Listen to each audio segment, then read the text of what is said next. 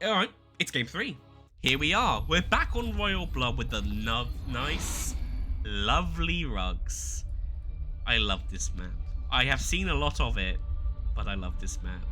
Alrighty, after a cannon rush in game 1 and a macro game in game 2, which ended with a favourable victory for Tahn, showing their form here as the reigning champion. We're going to have to see game 3 how this goes. Alright, the low ground wall off for Tahn, the low ground pylon. I like this. Alright. Another pylon on the other side of the map. Makes sense. Okay, this timing is good. They're about neck and neck. So, you know, good timings for both these opponents. Both sides have now stopped building probes, and that makes me really sad. Okay, okay, you've continued now. The gateway are going to come down immediately for Fyreheart. That's good.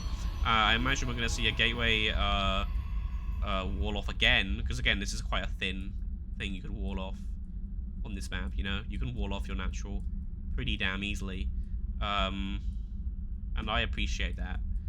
More gateways in production from your opponent. Again, the double gateway, I don't know how to feel about this, man.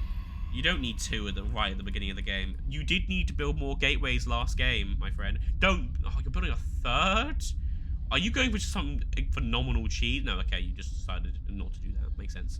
Okay, so you're also not building probes. Change that. So I don't think you need two this early, unless you're really planning to just eviscerate your opponent. Okay, here comes the third. Oh dear. So unless you're planning to actually constantly build units out of this, I don't really understand what the point of this is.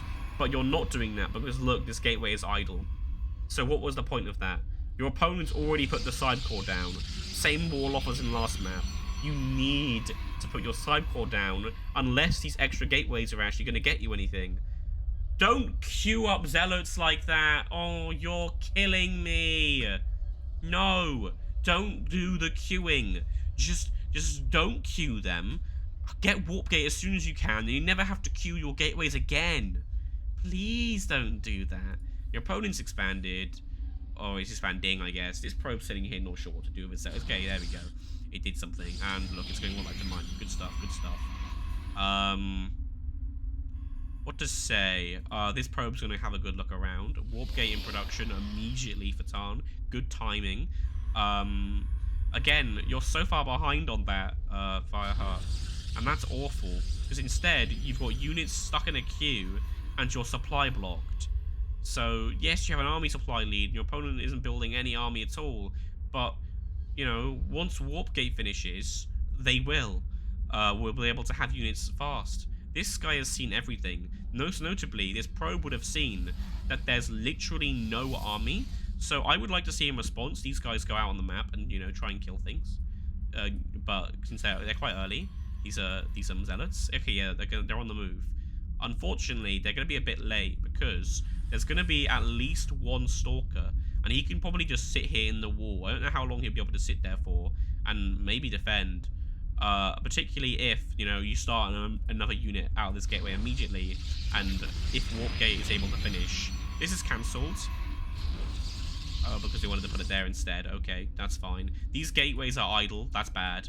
You should be building things in response to this. You should be building things. If you know your opponent's seen you don't have anything, you know, you should be ready to defend, and you're not. Because, yes, this Stalker can keep them out of the main for a while. They can't forever. I don't like that they're targeting the gateway. They should probably be moving through this gap and targeting the probes. As it is, your probe is giving a quick zip here, and yeah, you've got more zealots than your opponent. Tahn, I can't help but feel like you could have defended this. If you had just built out of your idle gateways, you could have done something. If you just warp in some units now, you might be able to still hold these guys off, but because you weren't building units out of your gateways because they were idle, you lost. If you built units, you would have been okay, Tahn. And, you didn't, so you're going to die. And that's a shame, really, because you played really well last game, and now, just because... No, more gates isn't what you need units! Why would you choose to spend your money on building gateways and other buildings instead of just warping in units? And it's too late, my friend, because, like, you could have been building these units earlier, and you weren't. If you see your opponent scouts you, and you don't have any units at all, you should be expecting an attack. This is smart, pulling over the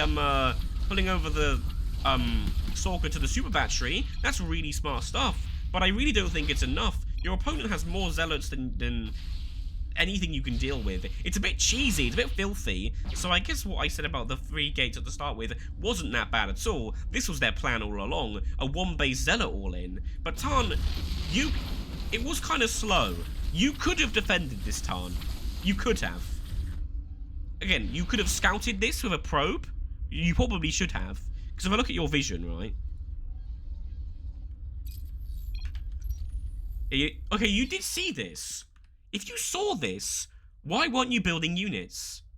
When the zealots arrived, you had 1 stalker. That's not sufficient. I feel like you should have had more. Alright, Fyreheart takes the game with some rather cheesy wins. Well played to both players. GG.